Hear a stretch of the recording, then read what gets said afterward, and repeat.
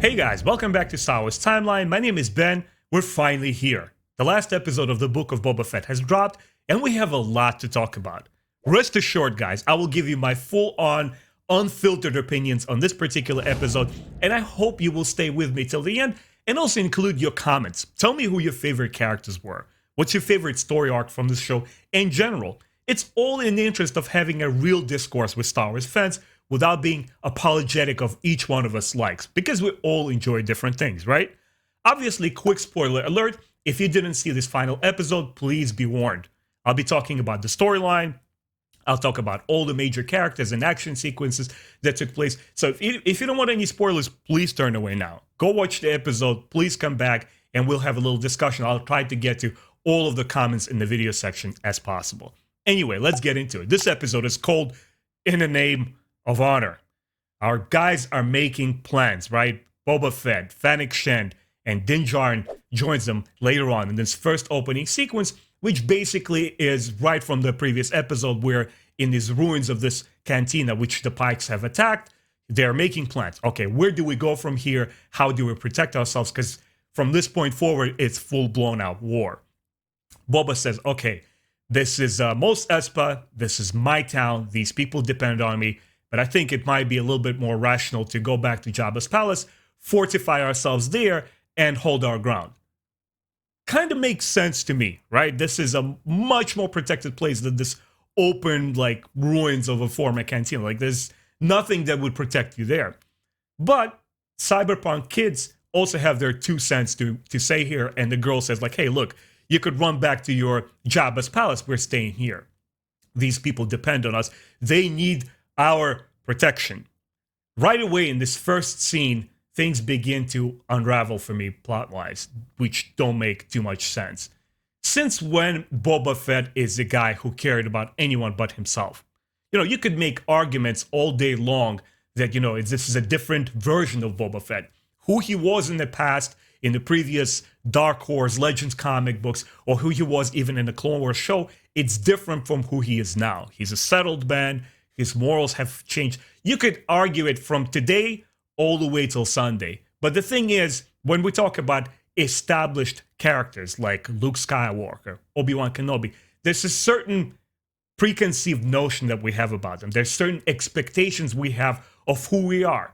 You don't expect Batman to take off his mask, completely go crazy, and turn into a Joker overnight. I felt that this version of Boba Fett that they tried to tell in this show is completely inconsistent with who Boba Fett is in everything else. Even in the Clone Wars show, which is right part of the current canon, he's not a good kid.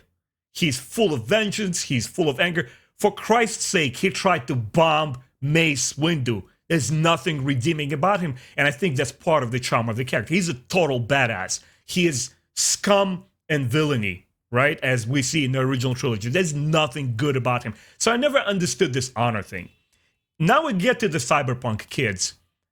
When Boba Fett meets them first, the girl and the group tells them, well, we've been just robbing people of their water because there's no jobs. They're just like these punker kids who are chilling on the streets of Tatooine.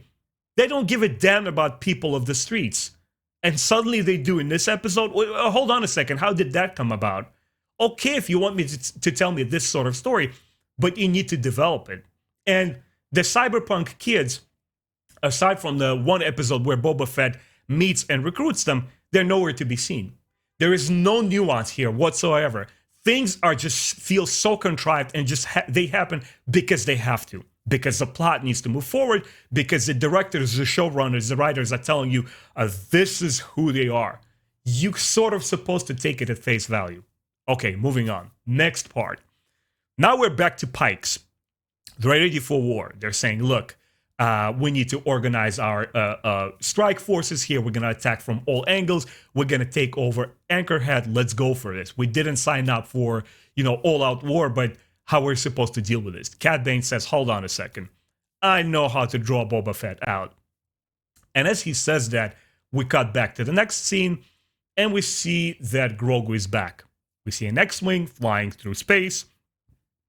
Excuse me, guys. It lands in a spaceport, and I'm praying to myself, please don't be Luke. Please don't be Luke. Luke has nothing to do with it. Yes, he's from Tatooine, and thankfully, Luke is nowhere to be seen. What we see instead is R2-D2 delivering Grogu back right from the previous episode where he had to make this little decision where to become a Jedi or go back to his daddy, and he chooses to go to his daddy. Gotta question Luke Skywalker's judgment here. I'm sure he has a pretty good idea of what is transpiring on Tatooine. Little chainmail vest pulled out straight from Lord of the Rings into the Star Wars is like, hey, he has a little mithril vest here. He's gonna be fine. What kind of responsible adult, least of all Jedi, would make that sort of decision? This is not a good place for a kid to be. This is about to become a battle zone. Big question mark what the showrunners are thinking here. Oh, yeah. I know what it is. Fans love Grogu. He's cute. Let's draw some cute moments in there. Let's bring Grogu back so he has his little cameo, his little shtick he's going to do throughout the episode. Okay, by now it's like 2 plugs are unplugged from my brain. I'm like, okay, let's keep watching this episode. Let's find something to anchor to, focus on the positive, something interesting to watch. Next, Fennec Shand talks. We're back to those ruins. She's laying out the plan. She's like, we are over here. The Pikes are over there. Our people are patrolling the streets. Gamorrean's over here. Black Chrysanthemum is over here. The biker gang kids are over there. We're monitoring the situation. So whenever the families turn on us and make the first move, we have to divert our forces there and counterattack. Boy, this is so heavy-handed. This is treating audience like we're complete dummies. It's like regurgitating all the information that we sort of get, and she's like spoon-feeding us. You see, you need to understand what this episode is about. Guys, we're not dealing with Godfather here, okay? There's no nuance in the show. Everything is face value stuff. One side is good, one side is bad. These guys attack, you retaliate. It's simple, we get it. Move on with the episode. It's that particular scene with Fennec Shand represents to me the entire set of problems I had with The Mandalorian and with the Book of Boba Fett. It's not seasoned, mature writing. It's very rudimentary. It's very 5th grade. It's I don't know how else to explain it. You know, I'm not a professional writer. I'm not saying I could do better. Just for me, a person who is a huge Star Wars fan, but also observes a lot of different shows. I just recently completed the Arcane. Boy, there is no comparison there. I read a lot of Star Wars literature. I read of hardcore sci-fi outside. I don't instantly fall in love with things that are labeled Star Wars. For me, story and character-driven plot lines are most interesting because when you're invested in characters, when you're invested in the plot, when there is a tense moment, then all of other pieces, Star Wars logos, Star Wars characters, lightsabers, all of it comes into place. Then I enjoy the spectacle of it. And this particular scene with Fennec Shand was very, very anticlimactic in terms of treating me with sort of kind of maturity. Anyway, we see all the parts, all the mechanisms of the counterattack moving there, all the pieces are on the chessboard, and she says all of the families, they probably will not attack because you negotiated peace with them, and exactly the opposite happens, which is so obvious and it's so on your head. Like, duh, yeah, we knew it's coming. We knew all the families are going to betray Boba Fett, and obviously it all goes to hell. Now we're back to Cad Bane, and he's trying to draw Boba Fett out. I really enjoyed that scene because it's Boba Fett's past and present meeting, converging together in this one climatic moment where Cad Bane says, hey, by the way, those Tusken Raiders that you thought that the Swoop Gang has attacked, it were the Pikes. And I know that you're a cold-blooded killer. Basically, what Cad Bane is doing, he's baiting Boba Fett out so they could have this little shootout and have it settled there. Pretty cool moment, pretty cool Westerner standoff there. But, of course, Boba Fett doesn't take the bait because Fennec Shand is there to warn him. He's like, hey, hold on a second. We need to hold out. We're not ready to retaliate just yet. But herein also lies a problem because I felt that the show didn't spend nearly enough time with the Tusken Raiders.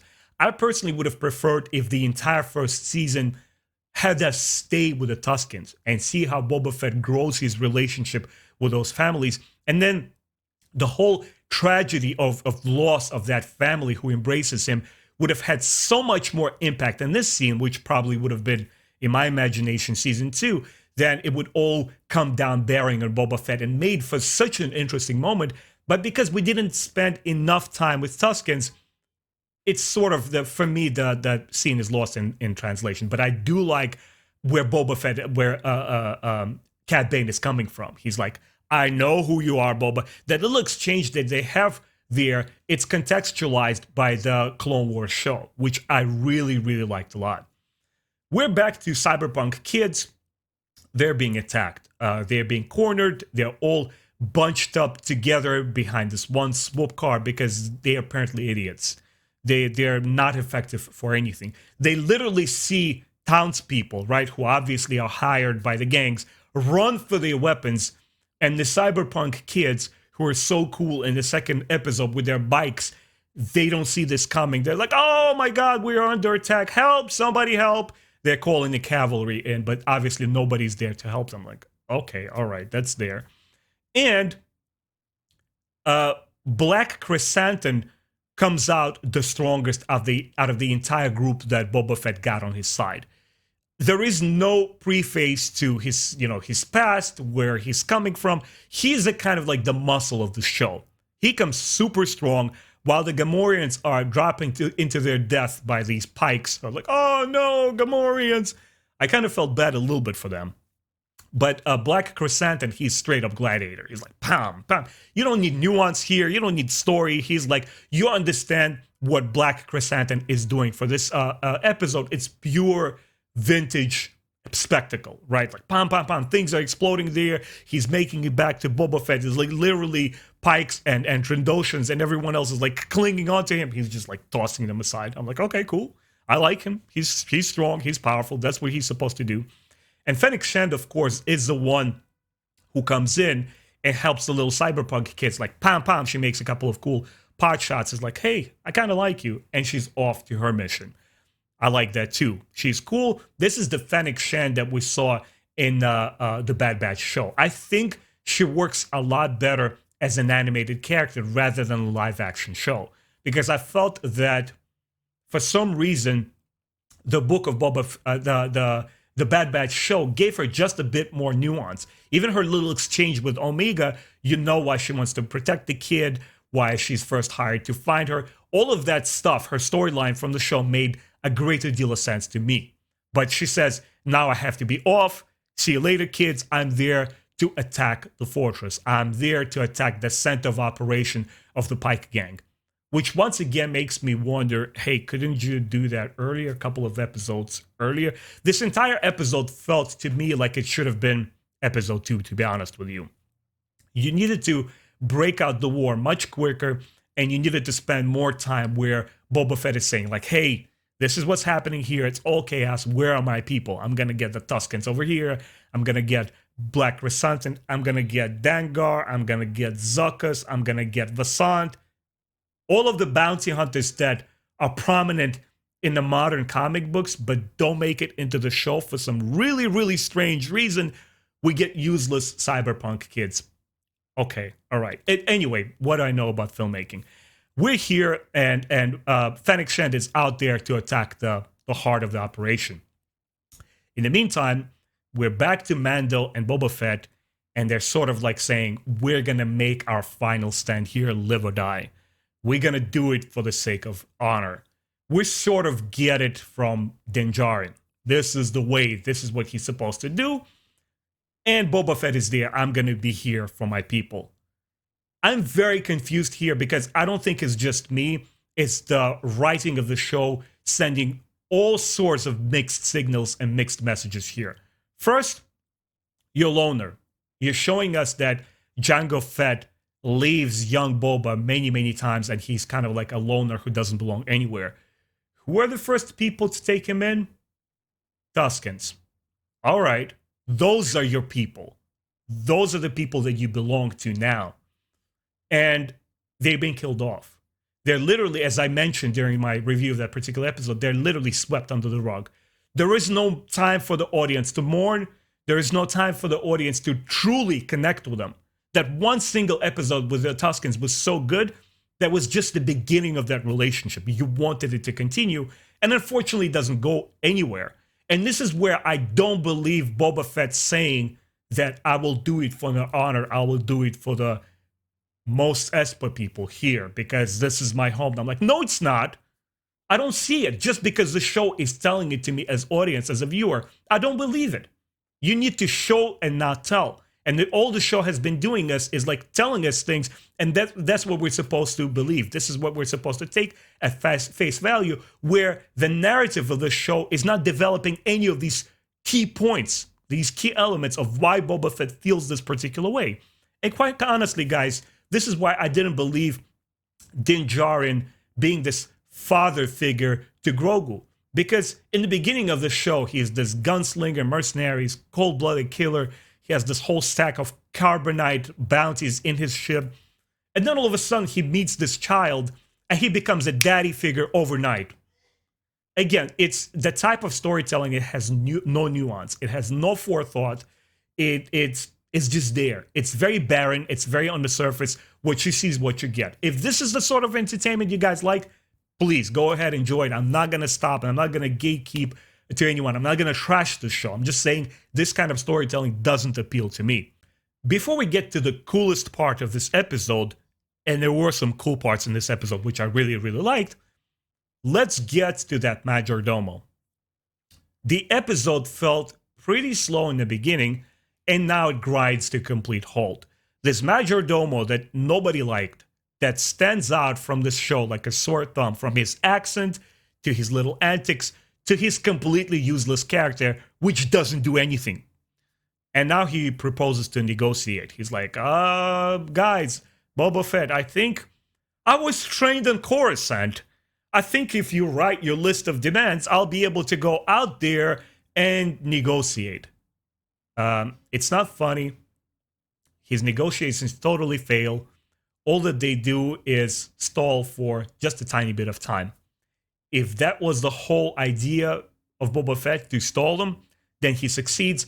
But that's not how the scene read to me. It felt like it was trying to be this comedic relief, and this guy, this character, finally coming into, this is the final episode of this season, he's coming onto his own, and he's actually going to deliver his part of the story. He's like, hey, by the way, I'm a skillful negotiator. This is what I'm going to do, with a bit of a comedy involved. That is not the case. All that he does, he stalls a little bit.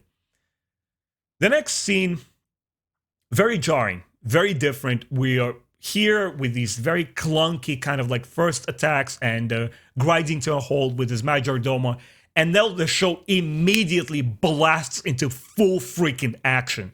I mean, Jon Favreau just steps on that gas pedal and never freaking lets go for the rest of the episode.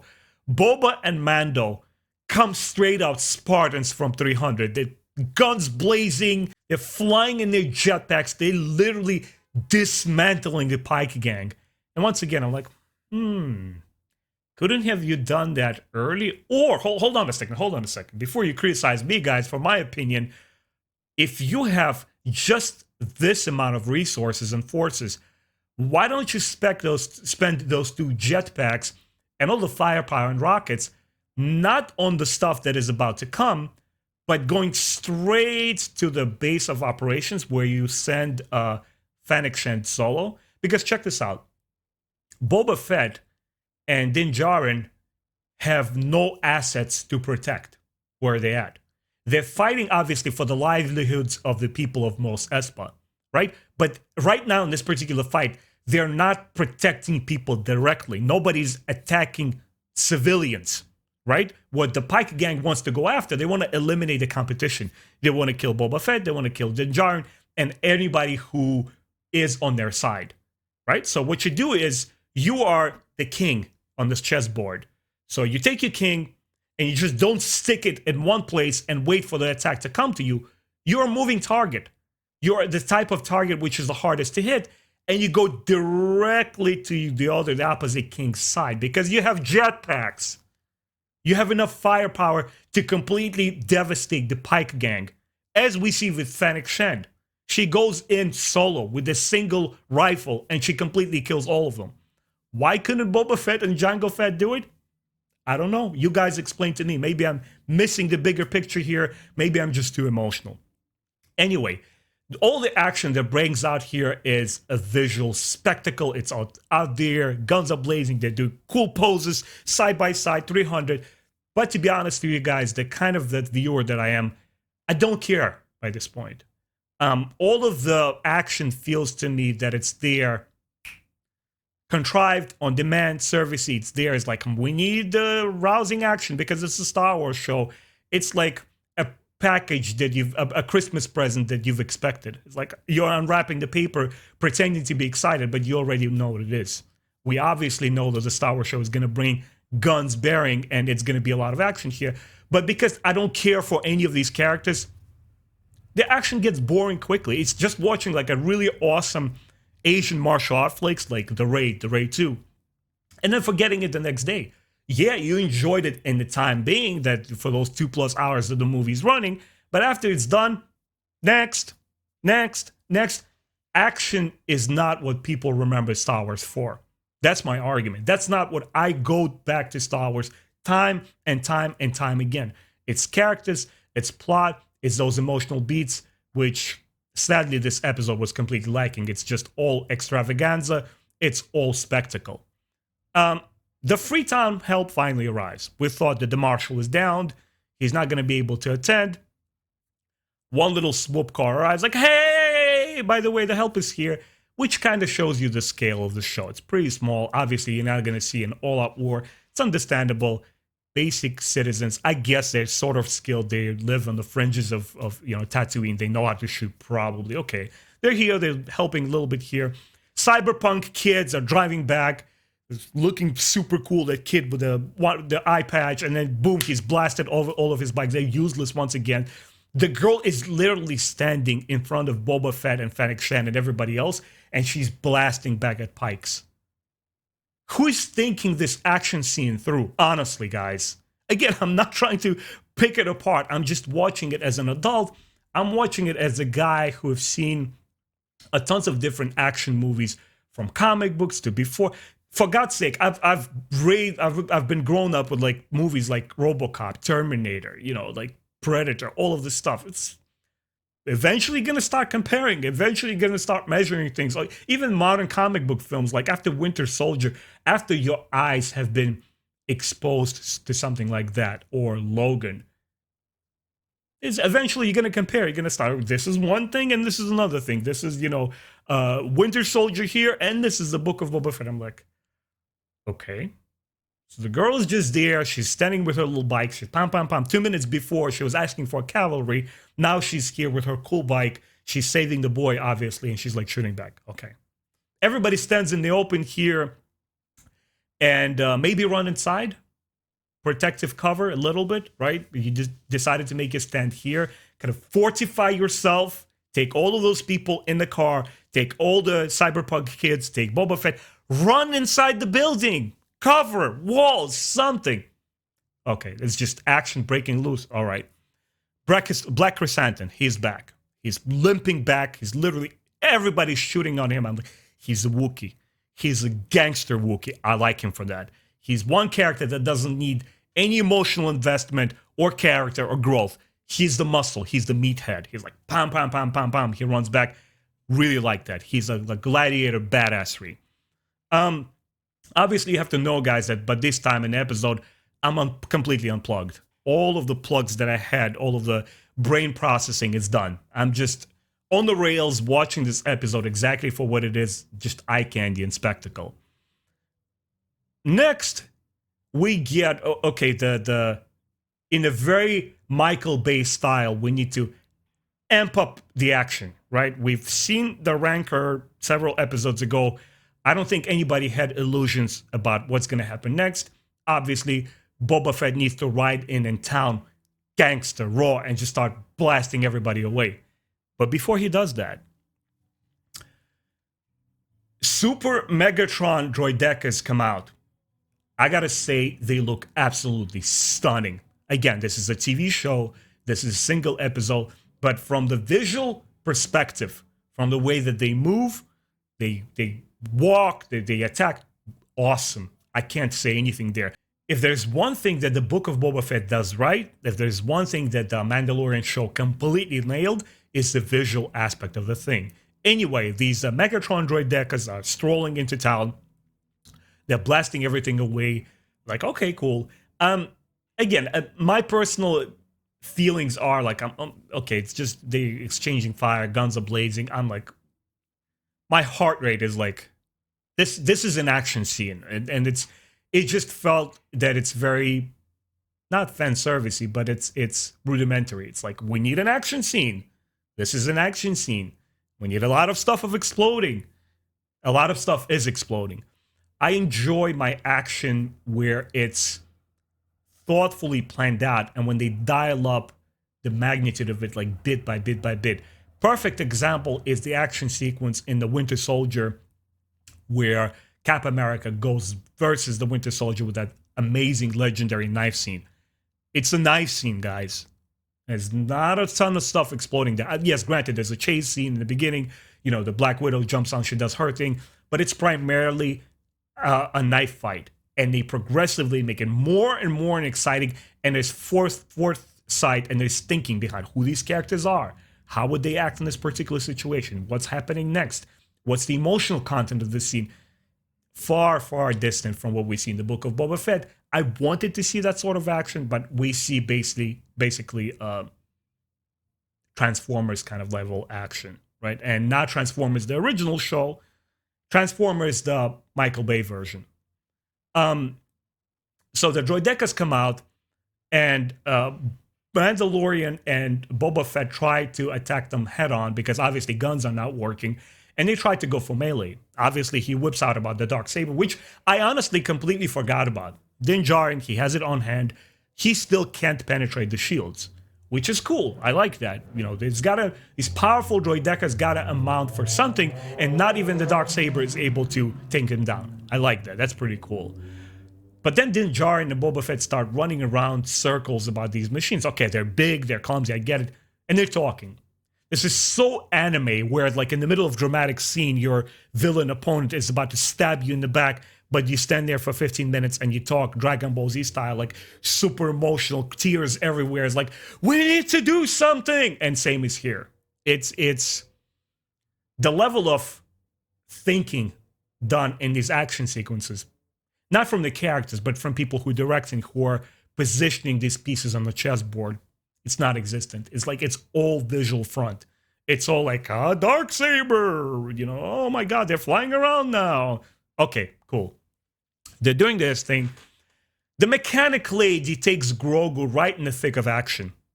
What kind of responsible adult would do that?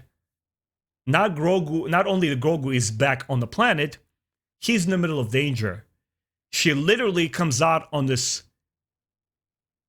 pod thing, right? The car, the chariot. We have a little moment where Din Djarin and Grogu reunite. Like, oh, son, you're back. You're here. I love you. You're cool. Yeah. And literally the show descends into this Looney Tunes cartoon chase. Literally, like, oh my god, thrills. We're going left. We're going right. We're going left again. And boom, the car is exploding. They're flying all over the place. Obviously, Din Djarin catches Grogu because he's a cool dad. And then the King Kong scene. Grogu tries to slow down the droidekas. He pulls out one little ball, like little bolt or whatever that is. And Boba Fett strolls into town on King Kong. I mean, the Rancor, right? He's sitting on top of a Rancor. Kind of dope. Kind of like Creature Feature, Godzilla, King Kong. You guys know all of these badass shows. Okay, we get it. That's what he's doing. He's breaking stuff. He's attacking droidekas. Very, very well visually. Like visual style of the action scene is very well thought out. The Rancor is visually stunning. He's very vicious.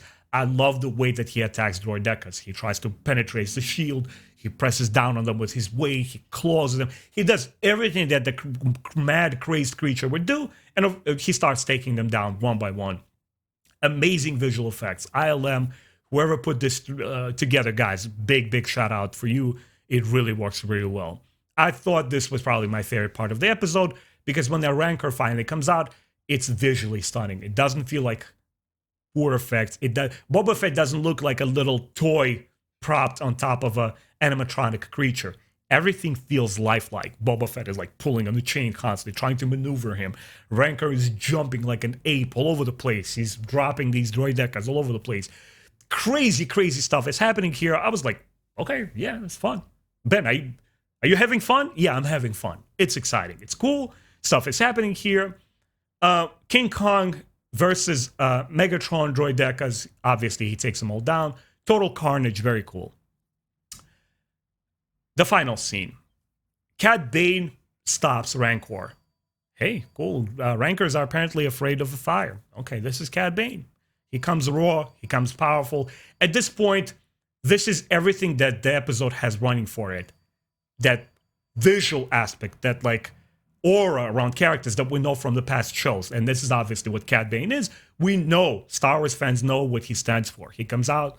Obviously, he'll have no trouble. I could believe if Cad Bane stopped Obi-Wan Kenobi and escaped with a holocron, he could probably stop Rancor as well. That's believable to me. He finally calls out Boba Fett to the final showdown, right? The duel. Cool. Awesome. Obviously, Boba Fett drops. I expected that. That's a total tribute to Cad Bane. That's the right way to go because it jives with who Boba Fett is. It jives with who Cad Bane is. But then, as Cad Bane is about to kill obviously disadvantaged Boba Fett pulls out Kenobi on him, right? Remember that little scene at the end of Phantom Menace? Kenobi versus Darth Maul. Remember the high ground thing? Apparently it doesn't work for Phantom Menace Episode 1 because Darth Maul has the high ground and Kenobi's over here, and then he makes that silly, crazy jump. He dismantles Maul, cuts him in half, the bodies drop. Same is happening here. The obviously disadvantaged Boba Fett suddenly gets the upper hand. He pulls out his gaffy stick, and he kills Cad Bane. And honestly, I felt a little bit pissed here, guys. This is not even done for like shock value or like ooh moment. This is, to me, honestly, a disrespect to Cad Bane character. Not because I believe that he's stronger than Boba Fett, not even in that kind of comic book hero comparison kind of thing. Cad Bane still has so much to offer to the Star Wars universe. And yes, we understand they could jump back in timelines, they could do different shows where he's younger, he's doing different things. But even in this time frame, where it's post Return of the Jedi, I believe that Cad Bane has so much more potential and there's so much more history behind this character thanks to the Clone Wars show that bringing him in just for the sake of the show for two little quick scenes that he has and then killing him off is sweeping him right under the rug, right along with those Tuskens. Again, I don't understand this decision making. I don't understand using prominent Star Wars characters. Guys, in the beginning of this show, I said in the first episode that Boba Fett is a nobody, and I stand by my decision. He is a nobody in the comic books. He's a faceless gunslinger mercenary who's only out for himself. And fans liked and embraced him because of his cool armor and that he pulls out his Batman shtick. Nobody can touch him. He can outthink everybody. He can outsmart everybody. He can intimidate everybody. Okay, that's his shtick. All right. To me, Cad Bane represents an entire different phase of Star Wars. He's a well-developed character. He is prominent in the Clone Wars show. There's a lot of rich, good history behind this character. And you just kill them off here mindlessly like this in the show. Honestly, like, what are you doing, guys? Like, come on, there's so much more stories to tell here. But once again, I'm not going to come at the show and say just because it didn't deliver what I expect or want, it's automatically garbage. I'm going to cancel my Disney Plus show. I just don't agree with this decision. I don't think Jon Favreau had a lot of foresight here. I don't think this was smart or necessary to do in this episode. I personally disagree. I don't think it works. I don't think it was necessary at all. Anyway, Cad Bane is dead. And we wrap up this episode with Fennec Shand cleaning house. It's literally like almost like a little horror story, like I Know What You Did Last Summer, Scream. Everybody's sitting in that little bunkered up in that little office. She shoots everybody. She hangs up a dude. Everybody is dead. She cleans house. Again, why she couldn't do this in episode 1 and 2 much earlier? Well, perhaps we wouldn't have an entire 7-episode show then. And Ben, they needed to hold until this moment. Stop criticizing everything, Ben. Just enjoy the show for what it is. I'm trying really hard, guys. But the problem is, I lived through a generation of Star Wars films where, for a very long time, all of us tried to pretend and convince ourselves and our peers next to us that the prequels are good movies. I was one of them. I was one of the fans who just couldn't believe what I saw with episode 1 in theaters in 1999. I couldn't believe it. People were walking out of theaters silent. No applause, no, oh my God, woo, people were coming out silent, like, okay.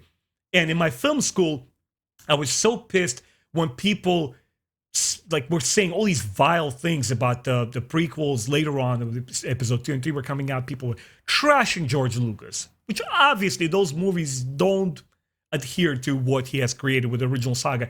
To me, they don't hold the same impact. Let's face it, guys. In the 2000s, the one trilogy that changed the world was the Lord of the Rings trilogy, not Star Wars. I'm sorry to say it.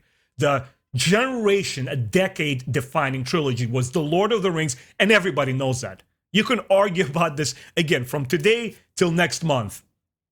It was the Lord of the Rings. The Star Wars trilogy was the hotly debated, fans going crazy, and many of us, being the Star Wars fanboys that we are, trying to defend it hard and say, no, but this is good thing. George Lucas told us that he's making movies for children, so don't criticize it too harshly. It's good stuff, right? And then obviously we kind of matured, we grew up, we moved on, we started checking out other stuff there, and we kind of we took prequels for what they were. They were a product of their time. They were a product of a director who refused to take any creative criticism. I think this is the case here. We live in a slightly different situation where fans also criticize everything. Anything that fans disagree with is automatically bad, right? So suddenly now the Star Wars fandom, it's like, hey, if you dislike something, you're a hater. If you're going to criticize a show, that means you don't belong in the Star Wars fandom. Well, hold on a second. How about still being a fan, enjoying things, and criticizing it and being honest and transparent about it? I find a problem here. I think that this doesn't work. I am not saying that my opinions are the ultimate truth, right? I want to hear what you guys have to say. I want to hear your comments, what your opinions are. I thought this was probably one of the weakest episodes in Book of Boba Fett and Mandalorian combined. What I got to give out to the Mandalorian show is that it felt a little bit more like a compact, concise packaged season to season. Season 1 felt more compact, season 2 felt more compact. Even filler episodes like the Ice Spiders didn't distract too much, because the way that the Mandalorian show was set up, it kind of felt like the entire thing was fetch quest from episode to episode. It didn't feel far-fetched that in episode 1, Boba Fett would end up here, and episode 3, Boba Fett would end up here. That's how the whole show was set up. Din Djarin is the man without the past. Din Djarin is the man who's trying to find himself. He's trying to find a purpose in life. And obviously he finds it in Groco, and obviously he takes care of this kid in each and every episode. Now you see what I'm saying, that show in general had a lot more foresight. How it was executed, it's a whole different story here. In the Book of Boba Fett, it's like there were some shiny moments. There were some moments that were really good in terms of storytelling. I think everybody would agree with me that episode 5 with The Mandalorian was the best one. And this is the biggest problem as well. When you have the best episode of the show that has nothing to do with the show, you guys be the judges. You tell me how that turns out. But there was a clear and distinct difference in terms of writing. It was a completely different vibe from action sequences that didn't need to be loud or screamy. That little training duel versus the real duel versus Visla, a Mandalorian. That's all I needed to see to impress me. Not because sparks are flying everywhere, but because what's behind that scene. What's the emotional content? What's happening? How is it choreographed? Is it believable? What each character is doing on screen? Far, far different in terms of quality from this episode and from the rest of the show. I'll probably do a separate video where I discuss the show entirely. It's not a bad show. In all honesty, I can't call it downright bad. I don't think Disney has produced anything that I would personally call terrible. Yes, even episode 9. I wouldn't call Rise of the Skywalker terrible.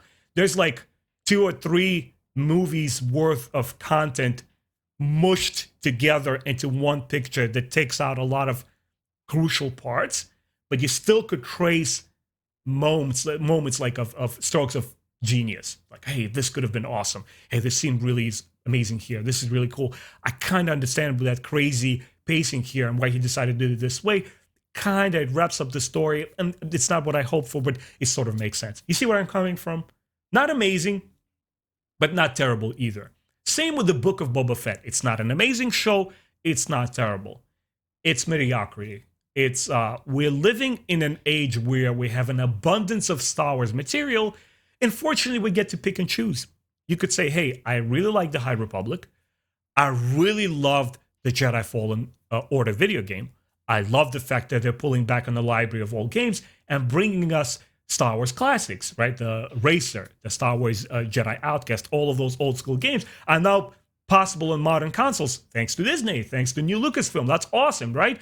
I don't think just because you are disinclined to like a certain show that you're supposed to bring everything down and start trashing everybody. Guys, I'm not the type of generation of fans who, because I disagree with Jon Favreau, because I dislike his version of Star Wars, that I'm going to trash the guy and say negative things about him. Never. I never do that. Because the fact that there are children fans or other fans who are either growing up with this show or love it for what it is, that's enough for me. If Star Wars fans are enjoying it, by all means, guys, go ahead, have a ball with this show. Rewatch it, have fun with it. Drop your comments below. Tell me how much fun you had with it. I'm not going to gatekeep you guys. But for me, I look for something more. For me, story always comes first. For me, Star Wars history has always been checkered. It's never been one thing great. It's never been just terrible. When I go to Star Wars Legends books, there are certain stories that didn't vibe with me, didn't work, and I know it has a cult following. With Star Wars Modern Era, Disney Era, there's things that I really adore, I really love. The Last Jedi is my favorite Star Wars movie since The Return of the Jedi. Yes, guys, I love TLJ. There are other things that don't work for me. It's all opinion-based. It's all about us talking and sharing our thoughts and figuring out what's the next step for Star Wars. To me, Star Wars is best when it's something like Visions, when it's being experimental, when it's being bold, and where in that experimentation, there are a couple of hits. The Ninth Jedi, the duel scene. Is it Seventh Jedi or Ninth Jedi? I forgot, guys. I'm sorry. You know the episode I'm talking about. The duel episode. When we have an experiment leading up to something this awesome, keep experimenting. Keep doing Book of Boba Fett. You know, I dislike this season. Maybe the next season will be good. I am all up for more Star Wars, but I'm also up for them learning along the way and not repeating the same mistakes over and over again.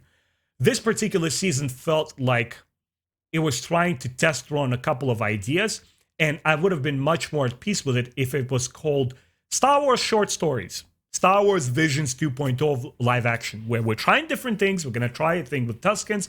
We're going to try a thing with Din Djarin, with Luke Skywalker, and the audience doesn't have a built-up expectation that this is going to be a Mandalorian, a Boba Fett show. See, I'm getting confused here, guys. Because when you see all of those funny memes on the internet where people is like, hey, breaking news, we think that Boba Fett cameo will be in the final episode. People are making fun of this. And I know people are not being malicious. People are being stupid and funny about it, but it's a problem. Hey, guys, get your act together. Put a little bit more foresight into it. Group it together narratively. You know, if people enjoyed episode 5, which was directed by Ron Howard's daughter, take that director, take that particular writer and say, guys, this works. Fans responded to that. This sounds coherent. This looks cool. The action was on point. Let's have that director do the entire show. Let that one director direct the whole season. Maybe we'll give the season 2 to somebody else. A little bit more foresight. Anyway, guys, I think I've overstayed with my comments here. Mediocre episode, mediocre show. There are moments of brilliance here in the Book of Boba Fett, which I really enjoyed. I'm glad that I spent the time watching it. I will probably not be rewatching the show anytime soon. There's just not enough something to purchase for me onto and say like, hey, I want to come back and revisit it. I'll probably see a snippet with young Luke Skywalker. I'll probably see that cool duel between Vizsla and Din Djarin. Anyway, guys, thanks so much for sticking around and watching this review with me. Please let me know what your thoughts are. I always love engaging the fans. I always love hearing alternative points of view and different opinions. Hopefully they will improve. Hopefully season 2 will be much better. And hopefully the Obi-Wan Kenobi show will deliver the goods and will be an amazing show all across the field. And I'll see you guys next time. Take care.